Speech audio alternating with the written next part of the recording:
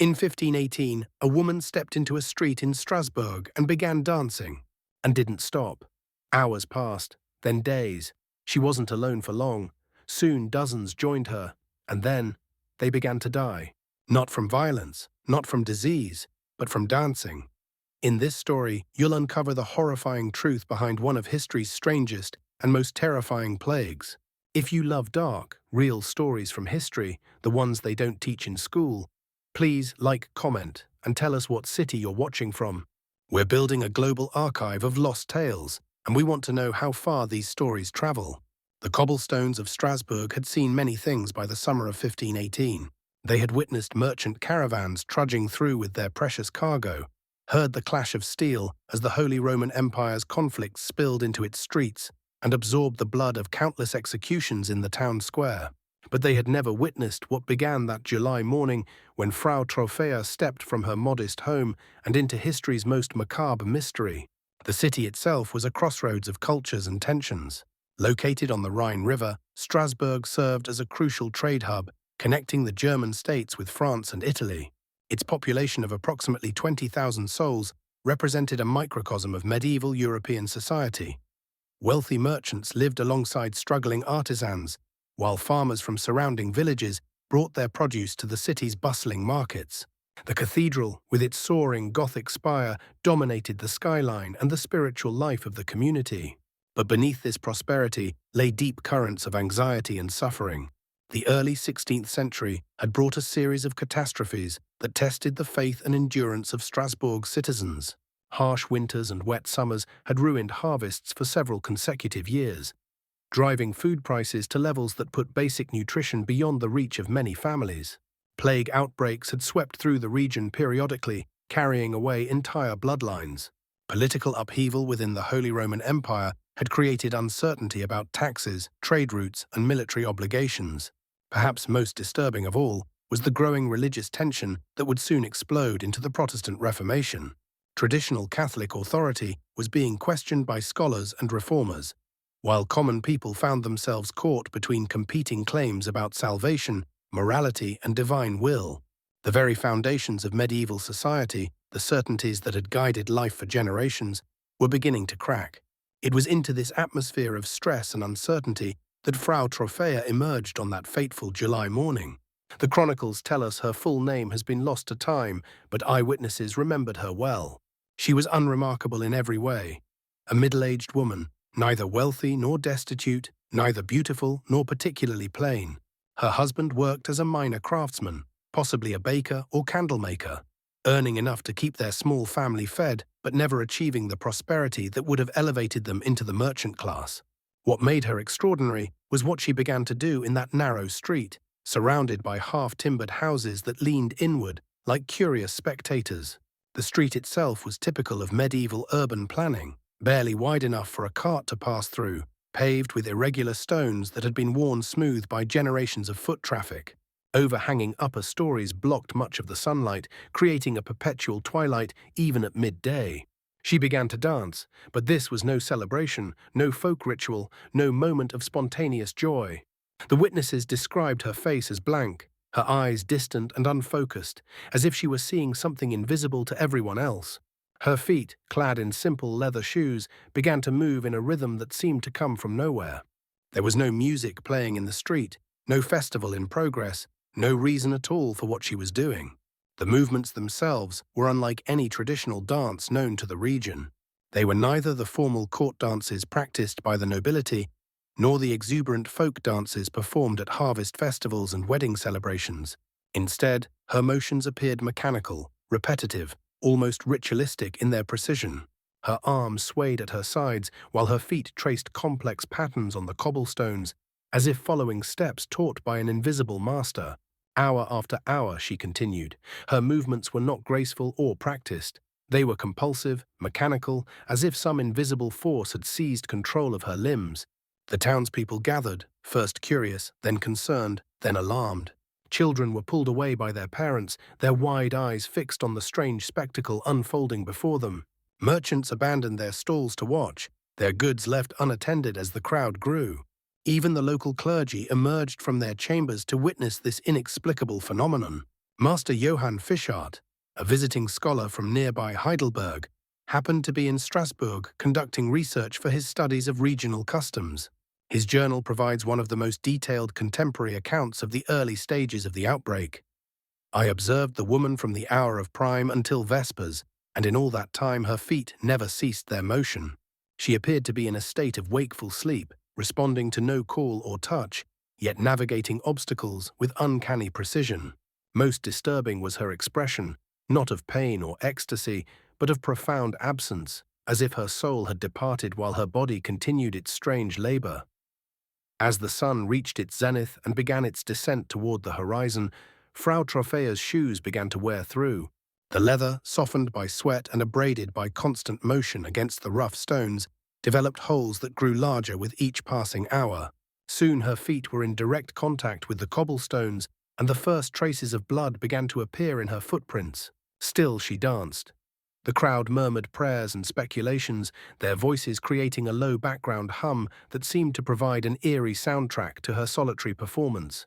Some suggested she had been possessed by demons, citing the unnatural endurance she displayed and her apparent immunity to fatigue. Others whispered of poison or some strange new disease that affected the mind rather than the body. A few elderly women claimed to recognize the signs of divine punishment, though they disagreed about what sin might have provoked such unusual retribution. Brother Felix of the Dominican monastery later wrote, "The sight was most disturbing to witness, for it combined elements both familiar and utterly foreign. The woman moved with the precision of a skilled dancer, yet there was no joy in her movements, no expression of celebration or worship.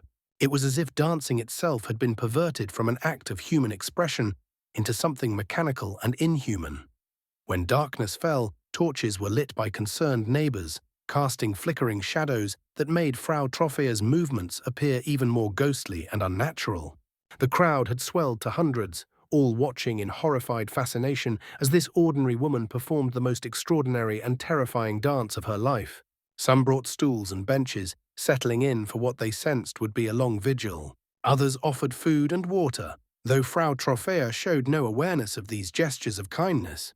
By morning, her dress was torn and sweat-stained, her hair disheveled and matted with perspiration. Her feet were now openly bleeding, leaving crimson prints on the stones that created a gruesome pattern, marking her endless circuit through the street. The crowd had maintained its watch through the night, with people taking shifts so that witnesses were always present to document this unprecedented event. Local physician Master Wilhelm Fabry was summoned at dawn to examine the dancing woman. His observations, recorded in meticulous detail, provide crucial medical perspective on the early stages of the outbreak.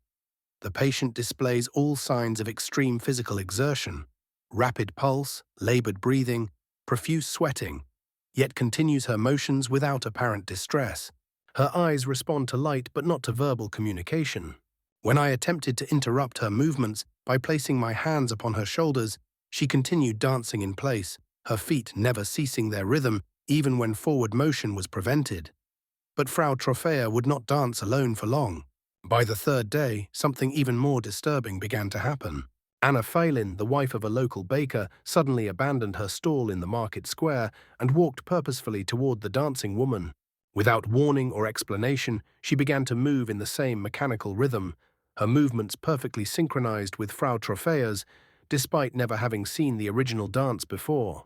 Then came Heinrich the blacksmith's apprentice, a young man known for his strength and steady temperament. He was delivering horseshoes to a customer when he suddenly stopped mid-conversation, set down his heavy sack, and joined the two women in their endless choreography. His master later testified that Heinrich had shown no previous interest in dancing, and had, in fact, frequently mocked the elaborate court dances performed by visiting nobles. By the end of the first week, 34 people were dancing in the streets of Strasbourg, their feet bleeding, their bodies exhausted, their minds seemingly absent from their writhing forms. The authorities watched in growing panic as their orderly medieval city transformed into something from a fever dream. These were not revelers or celebrants. These were people trapped in a nightmare of endless motion, their faces etched with an expression that witnesses described as both terrified and serene, as if they were simultaneously fighting against and surrendering to an invisible master. The city's council met in emergency session. But their deliberations were hampered by a complete lack of precedent. No law existed to address compulsive dancing. No medical text described treatments for such an affliction, and no religious authority could provide clear guidance about whether they were witnessing divine punishment, demonic possession, or some natural phenomenon beyond their understanding. What had begun as one woman's inexplicable behavior was rapidly becoming something far more sinister. The dancing plague of Strasbourg had begun, and no one, not the priests, not the physicians, not the city officials, had any idea how to stop it. The only certainty was that it was spreading, and with each new dancer, the nightmare was growing deeper and more terrifying. As the second week of the outbreak commenced, the true horror of the situation began to reveal itself with shocking clarity. What had started as a curious spectacle was transforming into a medical and theological crisis that would challenge every assumption the medieval mind held about the nature of human behavior, divine will, and the limits of physical endurance. The city of Strasbourg, once proud of its orderly governance and prosperous trade, found itself confronting a phenomenon that defied every category of understanding available to 16th-century society. Dr. Hieronymus Brunschwig, the city's most respected physician, was among the first to examine the afflicted. Trained at the prestigious University of Padua and versed in the classical medical traditions of Galen and Avicenna, he approached the outbreak with the confidence of a man who had successfully treated plague, treated battlefield wounds, and guided difficult births. His journal, preserved in the Strasbourg city archives, provides a chilling first-hand account that becomes increasingly desperate as the entries progress. "The seventh day of the malady," he wrote, "and I am forced to confess that my learning provides no framework for what I observe. The dancers show signs of extreme physical distress even as they continue their relentless movements. Their bodies are drenched in sweat despite the July heat, making such exertion potentially fatal. Their pulses are rapid and irregular, often skipping beats entirely before racing to compensate. Their breathing is labored and desperate, yet they seem incapable of stopping to rest." Dr. Brunschwig's clinical observations revealed disturbing details that witnesses had initially overlooked. The dancers' body temperature was consistently elevated, yet they showed none of the other symptoms typically associated with fever. Their pupils were dilated but responsive to light, suggesting consciousness, yet they remained completely unresponsive to verbal commands or physical stimuli. Most puzzling of all, their movements displayed a coordination and endurance that seemed to exceed normal human capabilities.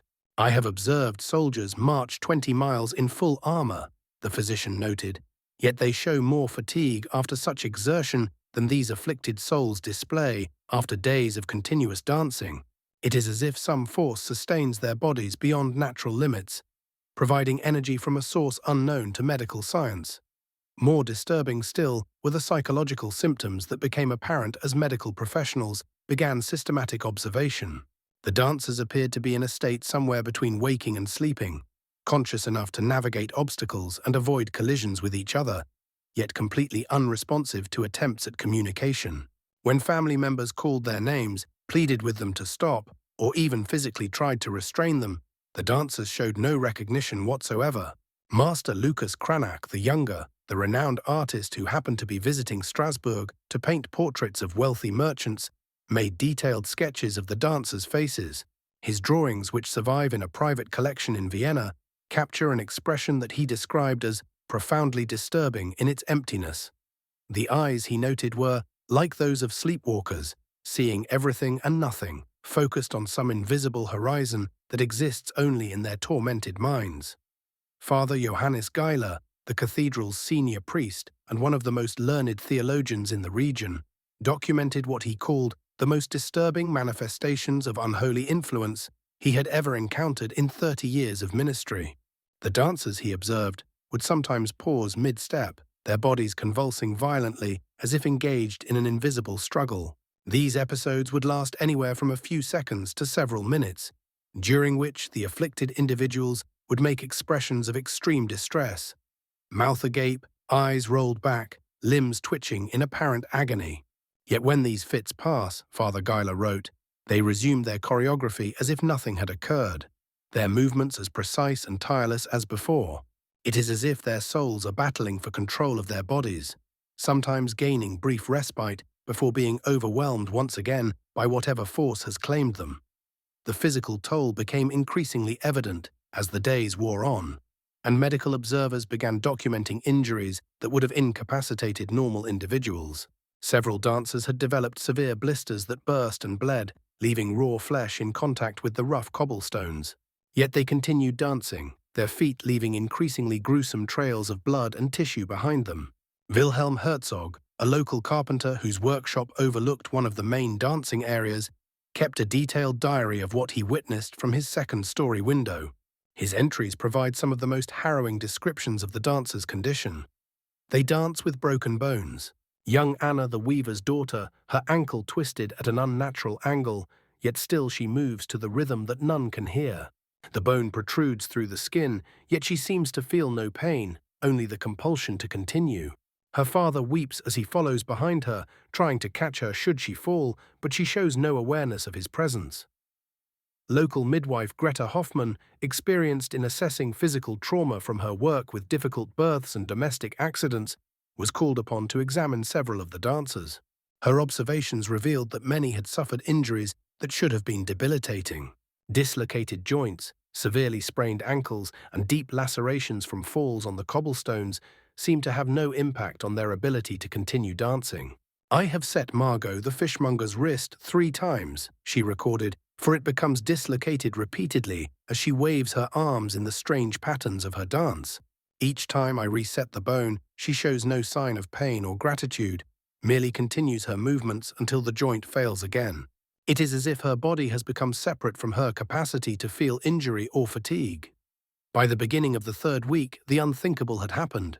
3 of the original dancers, including a robust young blacksmith named Klaus, who had been among the first to join Frau Trophäa, simply collapsed and died. Not from violence, not from visible injury, but from what the city physician grimly recorded as exhaustion of the vital humors through continuous motion. Klaus's death was particularly shocking because he had been known throughout the city for his exceptional physical strength. At 28 years old, he could work at his forge for 12 hours without apparent fatigue, and had once carried a full-grown ox to market when its cart broke down. Yet after 11 days of dancing, his powerful frame simply gave out. Witnesses reported that he continued moving his arms and torso even as he lay dying on the cobblestones, his heart finally stopping, but his limbs still twitching in the rhythm that had consumed his final days. The deaths sent shockwaves through the community that went far beyond the immediate grief of the victims' families. Suddenly, this was no longer a strange affliction or curious phenomenon. It was a plague that could kill, and kill in a manner that seemed to mock every assumption about human mortality. People died in battle, they died from disease, they died from accidents or old age, but they did not die from dancing. Yet here was undeniable proof that whatever force had seized these individuals was literally dancing them to death. Families of the afflicted began keeping vigil in the streets, bringing water and food that the dancers could not or would not consume. Some tried to force nourishment into their loved ones' mouths, but the dancing continued even during these desperate interventions. The afflicted would accept water if it was poured directly into their mouths, but they showed no awareness of hunger or thirst, no voluntary attempt to sustain themselves. Maria Kellner, whose husband had joined the dancers on the 8th day of the outbreak, later testified about the agonizing experience of caring for someone who no longer seemed to recognize her existence. "I followed Johannes through the streets for 6 days, carrying a skin of water and pieces of bread, trying to keep him alive. Sometimes I could get him to swallow a few drops if I caught him at the right moment, but mostly the water would just run down his chin as he danced. He looked right through me, as if I were a ghost, though I was the one watching him disappear." Father Geiler organized a continuous prayer vigil, believing that only divine intervention could break what he now considered a clearly demonic curse. Exorcisms were performed in Latin and German, holy water was sprinkled on the dancers, and blessed medallions were hung around their necks. Teams of priests worked in shifts, chanting prayers and performing sacred rituals around the clock. Nothing worked. If anything, some witnesses claimed the religious interventions seemed to intensify the dancing, as if the sacred words and symbols were somehow feeding the very force they were meant to banish. "We cast out demons in the name of Christ," Father Geiler wrote in his private journal, "yet these afflicted souls show no response to our most powerful rituals. Either we face a force stronger than our holy authority, or we misunderstand the nature of what has seized them. Both possibilities fill me with dread. The city's small Jewish community, already marginalized and frequently blamed for various misfortunes, found themselves under increased suspicion as the outbreak continued. Wild rumors spread that they had poisoned the water wells or cursed the city through dark rituals.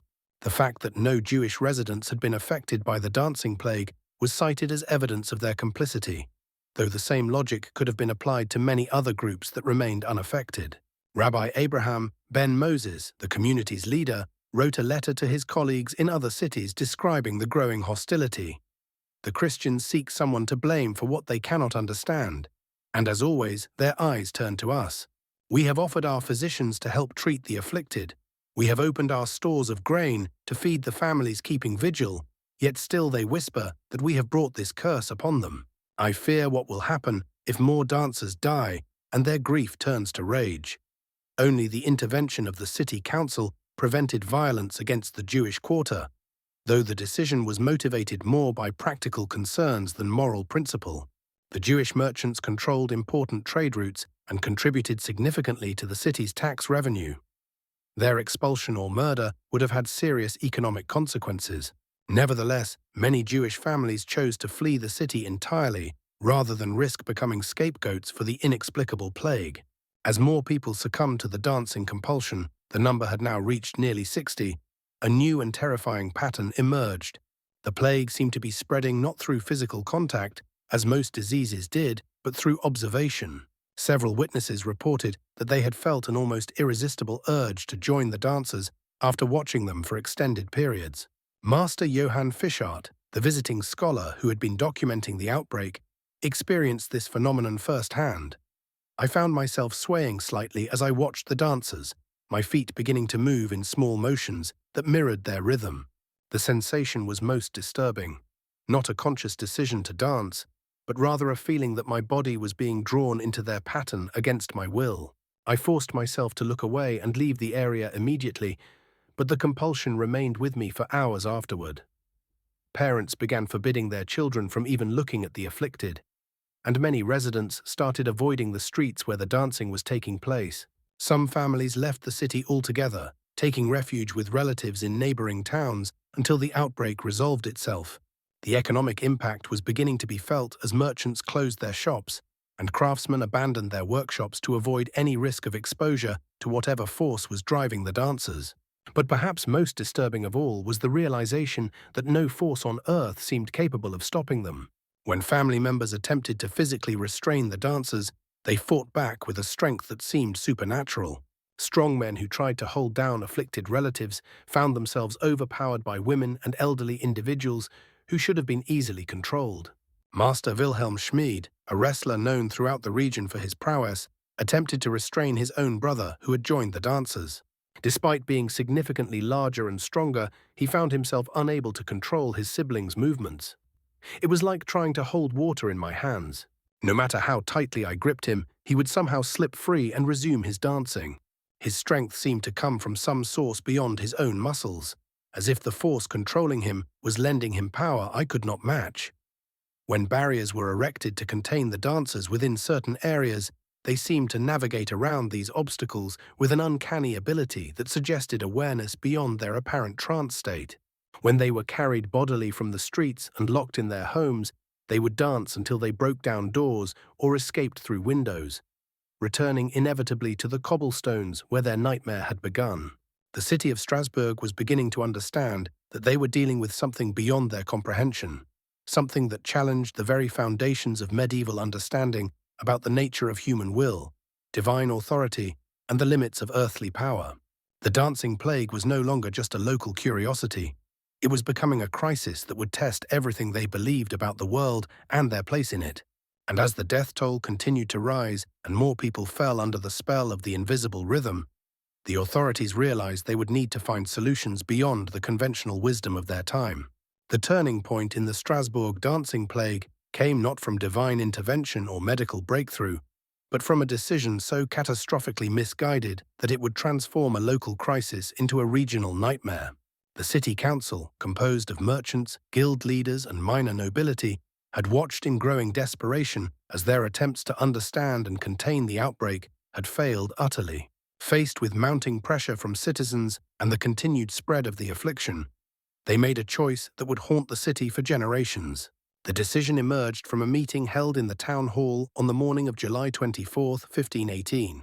The surviving minutes, written in the careful script of city clerk Heinrich Wollebur, reveal the logic behind what would prove to be one of history's most disastrous public health interventions. If the afflicted must dance, the council reasoned, then let them dance properly. Perhaps the compulsion will exhaust itself if allowed to run its natural course. Their solution was as simple as it was fatal. They would build a proper stage for the dancers and hire professional musicians to provide the music that the afflicted seemed to hear in their heads. The theory, supported by several local physicians who had studied classical Greek texts on medicine, was based on the ancient concept of sweating out an illness. Just as fever patients were sometimes encouraged to induce more sweating to purge their systems, perhaps the dancing plague could be cured by encouraging more dancing. Construction began immediately. A wooden platform was erected in the city's main square, large enough to accommodate dozens of dancers. The finest musicians in the region were summoned and promised generous payment for their services. Flutists, drummers, lute players, and fiddlers arrived from neighboring towns, bringing with them a repertoire of the most energetic dance music known to medieval culture. The stage was completed by August 1st, and the musicians began playing at dawn. The effect was immediate and horrifying. The existing dancers, who had been scattered across various streets and squares, suddenly converged on the main square as if drawn by an invisible force. Their movements, which had been relatively contained and individual, became synchronized and frenzied. The music seemed to give focus and intensity to their compulsions, transforming their random gyrations into recognizable dance forms. The volta, the galliard, the wild peasant dances of the German countryside. But far worse than the intensification of existing cases was what happened next. The spectacle of dozens of people dancing in perfect synchronization to live music drew massive crowds from throughout the city and surrounding villages. People came to witness what many now believed was either a miracle or a manifestation of the end times. They packed the square, lined the balconies of surrounding buildings, and crowded onto rooftops for a better view. Within hours of the music beginning, new cases began appearing at an alarming rate. First, it was individuals who had been watching too intently, their eyes glazed as they stepped forward to join the dancers on the platform. Then entire families seemed to succumb simultaneously, parents and children alike abandoning their market stalls and daily routines to join the endless choreography. Master Johannes Wencker, a visiting chronicler from Basel, documented the scene with growing horror. The musicians play, and it is as if they cast a spell over all who hear. I have watched a grandmother of 60 summers leap upon the stage with the agility of a young maid, her grandchildren following as if pulled by invisible strings. The music itself seems possessed of some malevolent power, for even I feel my feet begin to move against my will when the tempo quickens. The heat wave that had been building throughout July reached its peak in early August, making the dancing even more dangerous. The wooden platform, exposed to the full force of the summer sun, became hot enough to burn the dancers' feet. Many were now dancing barefoot, their shoes having disintegrated days earlier, leaving bloody footprints on the burning wood. The combination of extreme physical exertion and brutal heat began taking its toll immediately. Dehydration struck first. Dancers began collapsing not from exhaustion but from heat stroke, their bodies simply unable to cope with the demands being placed upon them. The city's physician, Dr. Brunschwig, stationed himself at the edge of the square with buckets of water and what primitive medical supplies were available, but the dancers refused all attempts at aid. Even when water was literally poured into their mouths, they would spit it out and continue dancing. Heart attacks became increasingly common as the older dancers pushed their bodies beyond endurance. Wilhelm the baker, a man of 55 who had joined the dancers in the second week, collapsed mid-step and died instantly, his heart having simply given out under the strain. His body was carried away, but the music continued and the dancing never stopped. Local healer Maria Brenner, one of the few people brave enough to criticize the council's decision publicly, wrote in her journal, "We are feeding the fire with fiddles. Every note played draws more souls into this cursed dance, and every hour that passes sees more of our neighbors march willingly to their deaths. The authorities have not cured the plague, they have given it wings. By the middle of August, the number of active dancers had swollen to over 400 people. The wooden stage, designed for dozens, was now so overcrowded that dancers were falling off the edges and continuing their movements on the cobblestones below. The square itself had become a writhing mass of humanity, men and women of all ages lost in an endless ballet of compulsion and despair. Children as young as 7 had joined the dance, their small bodies moving with the same mechanical precision as the adults. Parents who had come to retrieve their children found themselves joining instead, entire family lines wiping themselves out in the space of hours. The city's population was beginning to empty into the square, drawn by the hypnotic combination of music and movement. The musicians, initially enthusiastic about their generous payment, began to express concerns about their role in the tragedy. Several attempted to stop playing, but they were immediately threatened by city officials who feared that ceasing the music might somehow make the situation worse. Others reported feeling strangely compelled to continue playing, as if the music had developed a will of its own. Perhaps most disturbing of all was the realization that the cure had become worse than the disease. What had started as a localized outbreak, affecting a few dozen people, had exploded into a regional catastrophe involving hundreds. The city council's attempt to solve the problem through conventional wisdom and classical medical theory had instead created the perfect conditions for the plague to spread exponentially. As August wore on and the death toll mounted, it became clear that Strasbourg was facing something unprecedented in human history. The dancing plague had evolved from a medical curiosity into a full-scale social collapse, and the very authorities tasked with protecting the city had become the architects of its destruction. As the dancing plague entered its 4th week and the death toll continued to mount, the medical and religious establishments of Strasbourg found themselves grappling with a phenomenon that challenged every assumption of medieval science and theology. The city's physicians, trained in the classical traditions of Galen and Hippocrates, struggled to apply their ancient wisdom to a malady that seemed to defy all known categories of disease. Dr. Hieronymus Brunschwig, the city's most respected physician, had initially approached the outbreak with confidence. His medical training at the University of Padua had prepared him to diagnose ailments through the traditional 4 humours: blood, phlegm, yellow bile, and black bile. According to classical theory, all illness resulted from an imbalance among these bodily fluids, and treatment involved restoring harmony through various interventions. His initial diagnosis of the dancing plague was an excess of hot blood combined with bilious humours. The dancing, he theorized, was the body's attempt to purge itself of corrupted fluids through violent motion. This explanation seemed to make sense within the medieval medical framework.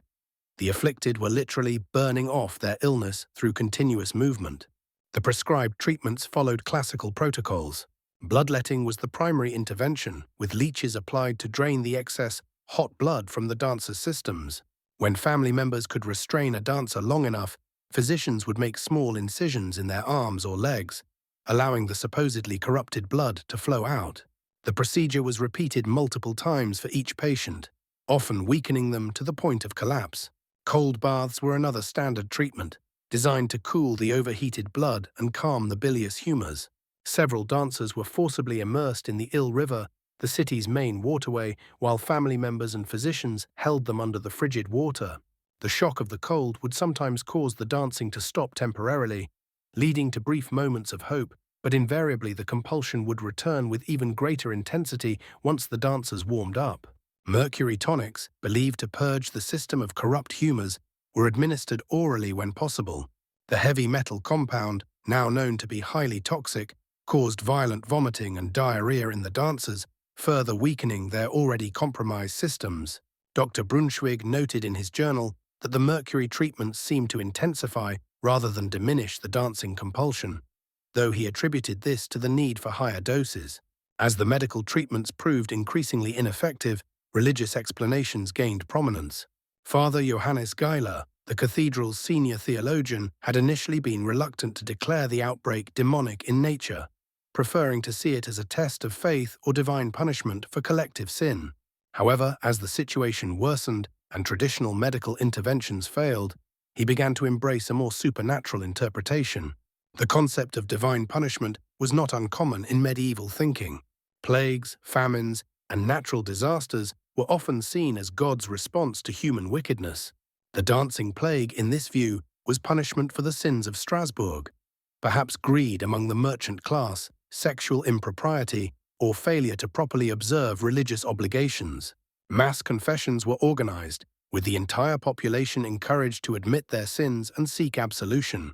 Special indulgences were issued, promising reduced time in purgatory for those who contributed money to the Church's efforts to end the plague.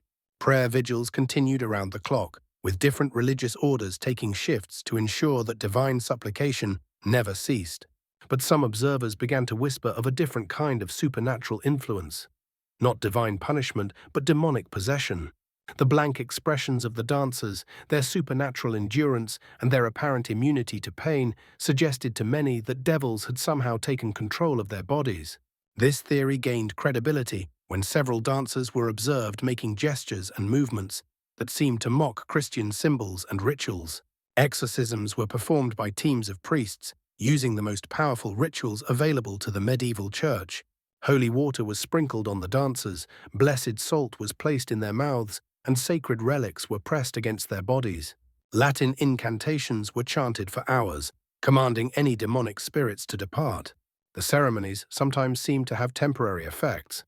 Dancers would occasionally pause or show signs of distress, but the compulsion always returned. Modern historians and medical experts have proposed very different explanations for the Strasbourg dancing plague. The prevailing theory among contemporary researchers is that the outbreak was an example of mass psychogenic illness, also known as mass hysteria.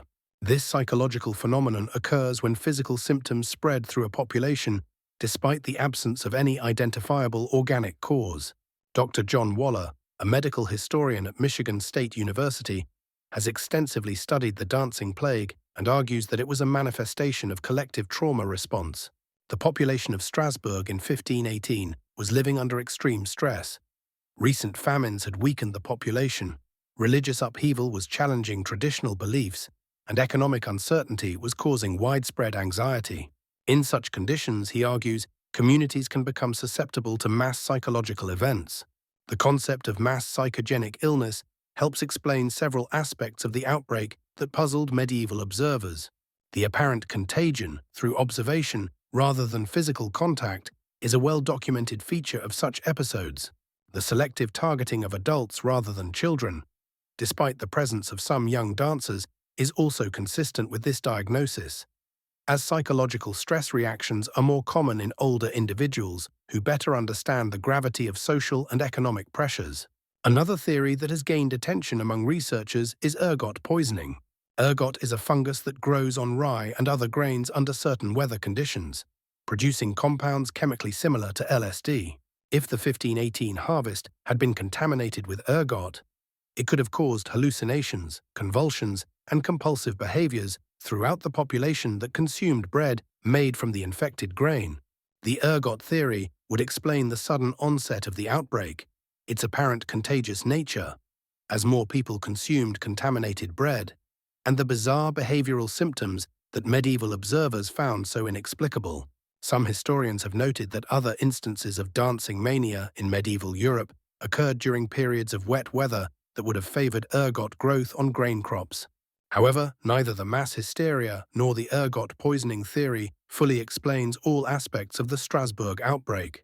The duration of the episode, the specific nature of the compulsive dancing, and the apparent immunity of some individuals to the contagion remain puzzling elements that continue to challenge modern researchers.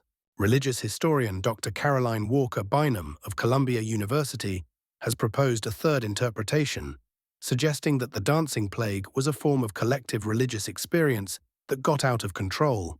Medieval Christianity included many traditions of ecstatic worship, mystical experiences, and physical manifestations of spiritual states.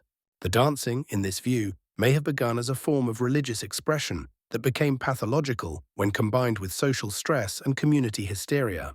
What remains clear is that the medieval authorities, despite their best efforts and genuine desire to help their afflicted citizens, lacked the conceptual framework to understand what they were dealing with. Their interventions, based on the best knowledge available to them, not only failed to help but often made the situation worse. The dancing plague of Strasbourg represents a fascinating case study in the collision between medieval understanding and a phenomenon that would challenge even modern medical science. As August drew to a close and the outbreak entered its sixth week, the city of Strasbourg had exhausted its medical and theological resources.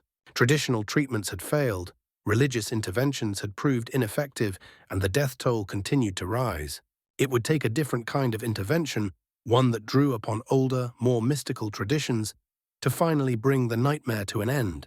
As conventional medicine and standard religious interventions continued to fail, the desperate authorities of Strasbourg turned to older, more mystical traditions. The dancing plague had raged for nearly 2 months, claiming dozens of lives and showing no signs of abating. In their desperation, city officials and church leaders began to explore explanations rooted in the folk beliefs and saint traditions that predated organized medieval Christianity. The name that emerged from these discussions was Saint Vitus, a 3rd-century martyr whose legend had become intertwined with stories of involuntary dancing and divine punishment. According to church tradition, Vitus was a young Christian boy who had been tortured and executed during the reign of Roman Emperor Diocletian. Over the centuries, his martyrdom had become associated with a specific form of divine retribution, the affliction of uncontrollable dancing upon those who offended God or failed to properly honor the saint. The condition known as Saint Vitus's dance was not uncommon in medieval Europe, though it typically affected individuals rather than entire communities. Victims would experience sudden, jerky movements of their limbs, often accompanied by emotional outbursts and apparent loss of voluntary control over their bodies. The condition was understood to be both a punishment and a calling. Those afflicted were simultaneously being chastised for their sins and summoned to make pilgrimage to sacred sites associated with the saint. Father Geiler, who had grown increasingly convinced that supernatural forces were at work in Strasbourg, proposed that the entire city had somehow incurred St. Vitus's wrath. Perhaps, he suggested, the community had failed to properly observe the saint's feast day, or had committed some collective sin that demanded public penance. The dancing plague, in this interpretation, was not random affliction, but divine communication. St. Vitus himself was calling the people of Strasbourg to seek his forgiveness. The solution, according to this theological framework, was pilgrimage. The afflicted must be taken to sacred sites associated with St. Vitus, where they could seek the saint's intercession and hopefully find relief from their compulsion. The nearest such site was the shrine of St. Vitus at Saverne, a small mountain village about 20 miles southwest of Strasbourg. The shrine housed a relic of the saint, reportedly a fragment of his finger bone, and had a reputation for miraculous healings. Organizing a pilgrimage for hundreds of uncontrollably dancing people presented unprecedented logistical challenges. The afflicted could not be transported in conventional wagons or carts, as they would continue dancing even while being moved. Instead, a procession was organized in which the dancers would be allowed to dance the entire distance to Saverne, accompanied by family members, clergy, and city officials. The pilgrimage began on August 31st, 1518, just as the first hints of autumn were beginning to appear in the surrounding forests. The sight was unlike anything the region had ever witnessed, a river of dancing humanity flowing through the countryside, their movements never ceasing even as they navigated rough terrain, crossed streams, and climbed the foothills of the Vosges Mountains. Contemporary chronicler Brother Augustine of Molsheim described the procession. They moved like a river of the damned, their feet never stopping, their eyes fixed on some invisible horizon. Children ran alongside, weeping for their dancing parents. Some of the afflicted had been dancing for so long that their feet were little more than raw bone, yet still they moved.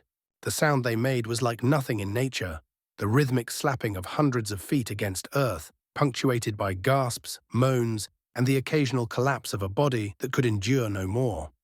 The journey took 3 days, with the procession moving slowly to accommodate the physical limitations of the dancers. At night, they would continue dancing in whatever clearing or field they had reached, illuminated by torches held by their families and the accompanying clergy. Some dancers died along the route, their bodies simply giving out after weeks of continuous exertion, but the majority pressed on, driven by the same inexplicable compulsion that had started the entire episode.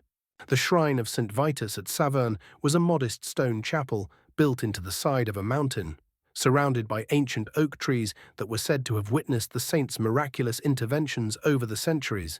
The building itself was small, far too small to accommodate hundreds of pilgrims, but the surrounding meadow provided space for the extraordinary gathering that was about to take place.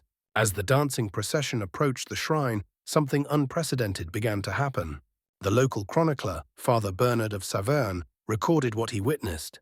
As they came within sight of the holy chapel, many of the afflicted began to show signs of distress. Not the physical exhaustion we had expected, but something deeper. They were weeping as they danced, tears streaming down their faces, their expressions no longer blank, but filled with what I can only describe as recognition. The ritual that followed was unlike any standard Christian ceremony. The dancers were led into the shrine's courtyard, where they continued their movements while priests performed a specialized blessing ritual that combined Orthodox Christian prayers with older, more primitive invocations. Holy water was sprinkled on the ground where they danced, creating a sacred circle. The relic of St. Vitus was brought out from its reliquary and held aloft, while the dancers moved beneath it. The ceremony lasted through the night and into the following day. Gradually, individual dancers began to collapse, not from exhaustion, but from what appeared to be spiritual release. They would suddenly stop mid-movement, fall to their knees, and begin sobbing uncontrollably. Some would then fall into a deep sleep that lasted for hours. Others would enter a trance-like state, speaking in tongues or recounting visions of St. Vitus appearing to them. By the evening of September 3rd, nearly two-thirds of the dancers had ceased their compulsive movements. Those who remained active showed signs of weakening compulsion. Their movements were less synchronized, less intense, and interrupted by longer periods of apparent awareness. The families of the afflicted, many of whom had not slept properly in weeks, began to allow themselves to hope that the nightmare was finally coming to an end. However, the cure came at a cost that would haunt the survivors for the rest of their lives. Many of those who stopped dancing at the shrine never fully recovered their mental faculties. They remained in a state of partial awareness, able to perform basic functions, but seemingly disconnected from reality. Some developed severe tremors that lasted for years. Others experienced what modern medicine would recognize as post-traumatic stress disorder, being unable to hear music or witness dancing without experiencing panic attacks. Most tragically, not everyone was cured at the shrine. About 40 dancers continued their compulsive movements even after the religious ceremonies. These individuals were considered to be beyond earthly help, their souls so deeply marked by whatever force had seized them that even St. Vitus's intervention could not fully release them. They were taken to a nearby monastery, where they were cared for by monks until, one by one, they danced themselves to death over the following months. The theological implications of the shrine experience deeply troubled medieval religious authorities. If the dancing plague was indeed St. Vitus's punishment, why had the saint only partially relieved the suffering? If it was demonic possession, why had sacred relics and holy ground been only partially effective? The incomplete nature of the cure suggested that the phenomenon was more complex than either purely divine or purely diabolic explanations could account for. Modern researchers have proposed more naturalistic explanations for what occurred at the Saverne shrine. The dramatic change of environment, the exhaustion from the 3-day journey, and the powerful psychological expectations surrounding the pilgrimage could all have contributed to breaking the psychological pattern that had sustained the dancing compulsion. The religious ritual provided a face-saving way for the afflicted to stop dancing without admitting to voluntary behavior. Dr. Bartholomew, a contemporary expert on mass psychogenic illness, notes that such episodes often end as suddenly as they begin, particularly when the affected population is removed from the environment where the behavior originated. The pilgrimage to Saverne accomplished exactly this. It took the dancers away from the streets and squares of Strasbourg, where their compulsion had been reinforced by the presence of other dancers and the attention of crowds. Whatever the true explanation, the pilgrimage to St. Vitus's shrine marked the beginning of the end of the Strasbourg dancing plague. By mid-September 1518, the streets of the city were finally quiet. The wooden stage that had amplified the crisis was dismantled, the musicians were dismissed, and the survivors began the long process of trying to rebuild their lives and their community. But the shadow of St. Vitus would linger over Strasbourg for generations to come. The saint's feast day, July 15th, became a day of solemn remembrance rather than celebration. Mothers would warn their children against dancing too enthusiastically lest they attract the saint's attention. And in the city archives, carefully preserved, remained the records of one of history's most extraordinary episodes of mass hysteria, a reminder that the human mind, when pushed to its limits, can create realities that challenge our understanding of what is possible. By the autumn of 1518, the streets of Strasbourg had finally fallen silent. The last of the compulsive dancers had either recovered, died, or been taken away to monasteries where they could live out their remaining days under religious care. The wooden stage that had unwittingly amplified the crisis had been dismantled, its boards repurposed for more mundane construction projects. The musicians who had unknowingly fed the madness had returned to their hometowns with stories that no one quite believed. Yet the city itself bore scars that would never fully heal. The official death toll, as recorded in the city's burial registers, reached 68 individuals. However, many historians believe this number significantly underrepresents the true cost of the plague. Medieval record-keeping was often incomplete, particularly for the poor and marginalized members of society. Additionally, many deaths that occurred in the weeks and months following the outbreak, from complications, injuries sustained during the dancing, or what we would now recognize as suicide among traumatized survivors, were not officially connected to the dancing plague. Dr. Brunschwig, the city physician who had witnessed the entire episode, estimated in his private notes that the true death toll was likely closer to 150 people. He based this calculation on his observations of severe injuries, heart conditions, and psychological trauma among the survivors, many of whom died within a year of the outbreak's end. The city government's response to the aftermath was swift and systematic.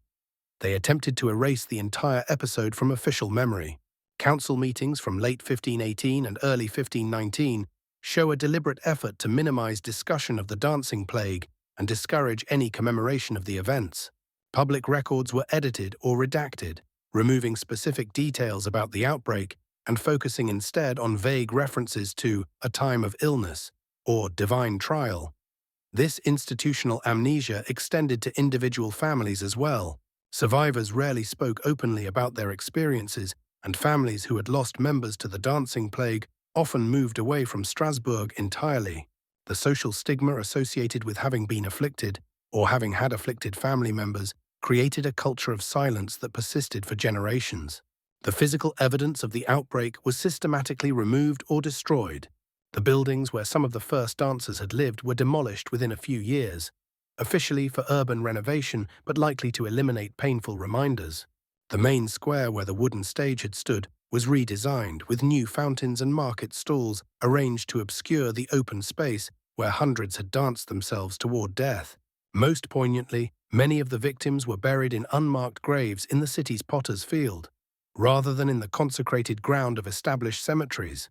This practice, typically reserved for criminals and suicides, reflected the deep ambivalence that medieval society felt toward the dancing plague victims. Were they innocent sufferers of divine punishment, or were they somehow complicit in their own affliction? The uncertainty led to their relegation to unhallowed ground, forgotten even in death. The psychological trauma experienced by survivors was profound and lasting. Medieval medicine had no framework for understanding what we now recognize as post-traumatic stress disorder. But the symptoms were unmistakable. Many survivors developed severe anxiety around music or dancing, experiencing panic attacks when they heard rhythmic sounds. Others suffered from what contemporary observers called melancholia, a deep depression that seemed to rob them of their ability to experience joy or hope. Perhaps most tragically, some survivors became convinced that they remained cursed or possessed. They lived in constant fear that the dancing compulsion would return, avoiding social gatherings, religious festivals, or any situation where music might be played. Several former dancers became recluses, never leaving their homes except for essential errands, haunted by memories of their time under the spell of St. Vitus. The families of survivors faced their own challenges. Children who had watched their parents dance uncontrollably for weeks often developed behavioral problems and nightmares. Spouses struggled with the question of whether their afflicted partners had been truly helpless or had somehow chosen their fate. The social fabric of entire neighborhoods was torn apart by suspicion, guilt, and unresolved grief. Modern psychology has provided new insights into what the people of Strasbourg experienced. Dr. John Waller, whose research has extensively documented the outbreak, argues that the dancing plague represents one of history's most clear-cut examples of mass psychogenic illness, a condition where psychological stress manifests as physical symptoms that spread through a population via social learning and suggestion. The theory of mass psychogenic illness helps explain several puzzling aspects of the Strasbourg outbreak: the apparent contagion through observation rather than physical contact, the selective targeting of certain demographic groups, and the eventual resolution of the episode without medical intervention all align with documented cases of mass hysteria from other historical periods and cultures.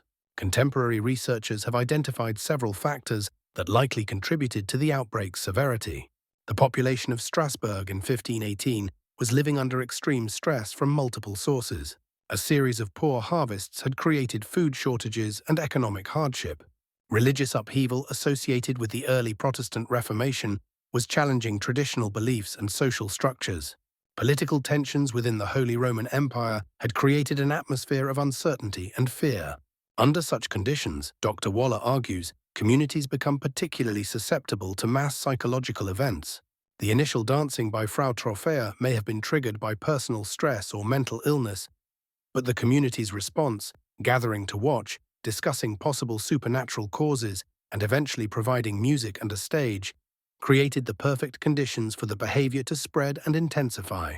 The ergot poisoning theory, while less widely accepted among historians, continues to have supporters. Dr. Mary Kilbourne Matossian of the University of Maryland has extensively studied the correlation between ergot contamination and episodes of mass hysteria in medieval Europe. She notes that the summer of 1518 had weather conditions that would have favored ergot growth on rye crops, and that several other documented outbreaks of dancing mania occurred during similar climatic periods. Ergot contains compounds chemically related to LSD, which can cause hallucinations, convulsions, and compulsive behaviors. If the bread consumed by Strasbourg residents had been contaminated with ergot, it could explain both the initial onset of symptoms and their apparent spread throughout the population. However, critics of this theory note that ergot poisoning typically produces additional symptoms, such as severe vascular constriction leading to gangrene, that were not documented in the Strasbourg outbreak. A third explanation, proposed by religious historian Dr. Caroline Walker Bynum, suggests that the dancing plague was a form of collective religious experience that became pathological. Medieval Christianity included many traditions of ecstatic worship and mystical experiences that involved physical manifestations of spiritual states. The dancing may have begun as a form of religious expression that spiraled out of control when combined with social stress and community expectations. Perhaps most importantly, the Strasbourg dancing plague serves as a reminder that the human mind, when subjected to extreme stress, can create realities that challenge our understanding of what is possible.